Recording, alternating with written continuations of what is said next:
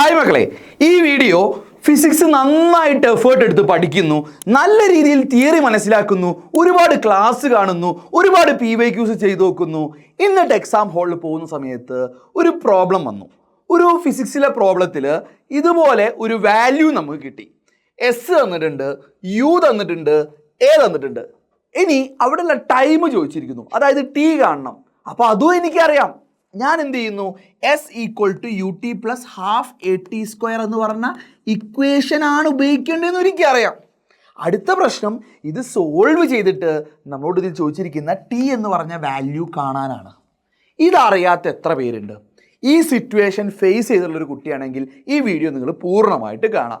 ഇത് നിങ്ങളുടെ ഒരു ലൈഫ് ചേഞ്ചിങ് മൊമെൻ്റ് ഉള്ള ഒരു വീഡിയോ ആയിരിക്കും. അപ്പോൾ നിങ്ങൾ എന്താ ചെയ്യുക, ഇവിടെ നിങ്ങൾ സാധാരണ ചെയ്യാൻ പോകുന്നത് എസിൻ്റെ സ്ഥാനത്ത് 100 കൊടുക്കുന്നു, യുവിൻ്റെ സ്ഥാനത്ത് എന്ത് കൊടുക്കുന്നു, ഈ 5 കൊടുക്കുന്നു, ടീൻ്റെ സ്ഥാനത്ത് ആരെ കൊടുക്കുന്നു, ടി അറിയില്ല, അപ്പോൾ ടി എന്ന് എഴുതിയില്ലേ. ഇനി പ്ലസ് കൊടുക്കുന്നു, ഹാഫ് കൊടുക്കുന്നു, എക്ക് വരെ ആര് കൊടുക്കുന്നു, 2.5 കൊടുക്കുന്നു ഇൻറ്റു ടി സ്ക്വയർ. ഇതുവരെ നിങ്ങൾക്ക് ചെയ്യാൻ പറ്റും. ഇനി മുന്നോട്ട് എന്താ ചെയ്യുക?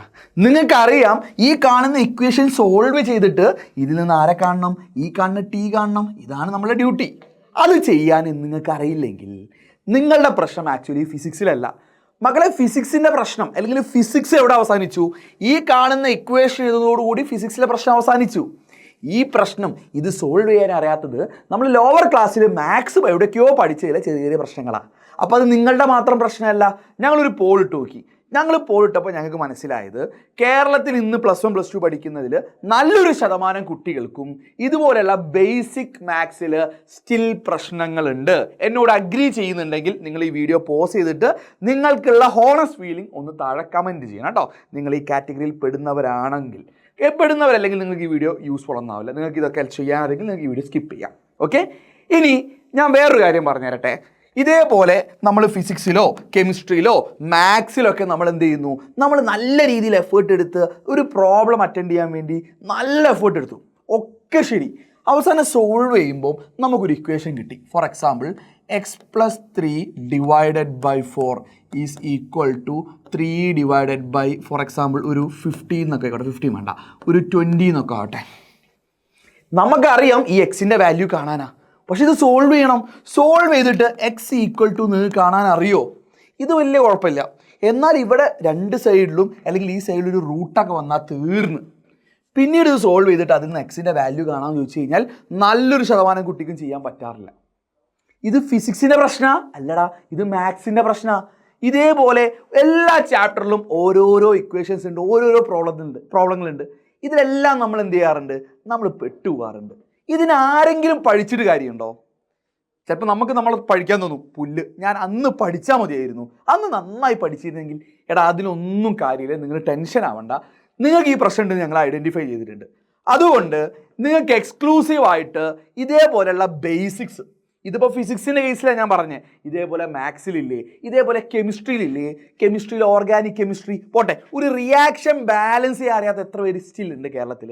എനിക്ക് ഉറപ്പാണ് നല്ലൊരു ശതമാനം കുട്ടികൾക്കും ഇപ്പോഴും +1 +2 പഠിക്കുന്നവർക്ക് എന്തറിയില്ല, ഒരു റിയാക്ഷൻ പ്രോപ്പറായിട്ട് ബാലൻസ് ചെയ്യാനോ, ഒരു ഗിവൺ സംഭവത്തിൽ എത്ര മോൾ ഉണ്ട് എന്നോ അല്ലെങ്കിൽ ഒരു മൊളാരിറ്റി കാണാനൊന്നും പലർക്കും അറിയില്ല.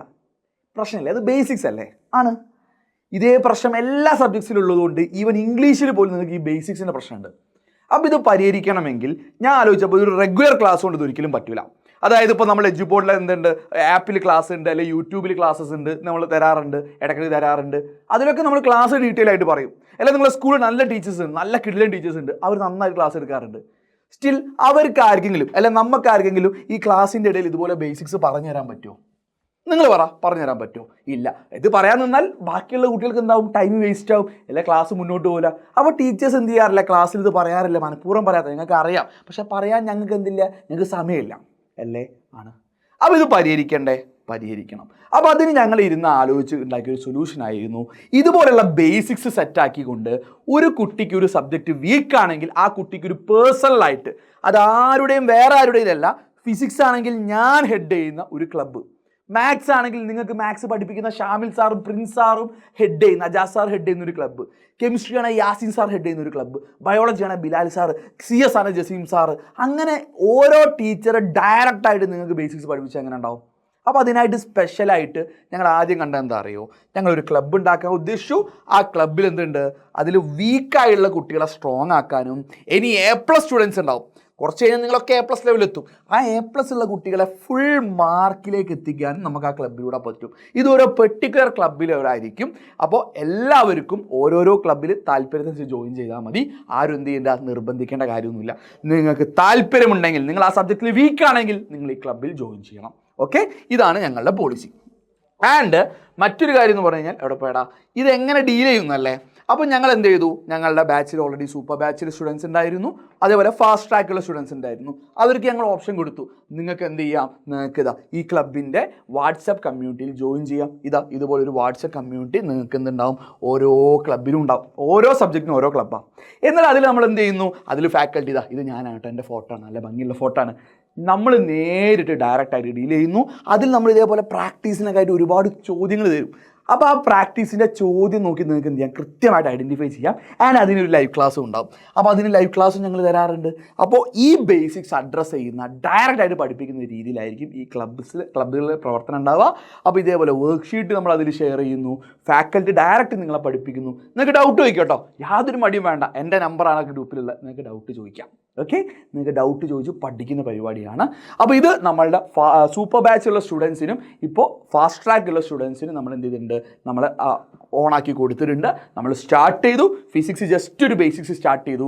ഇനി മുന്നോട്ട് നമ്മൾ കംപ്ലീറ്റ് ചാർട്ട് ചെയ്തിട്ടുണ്ട്.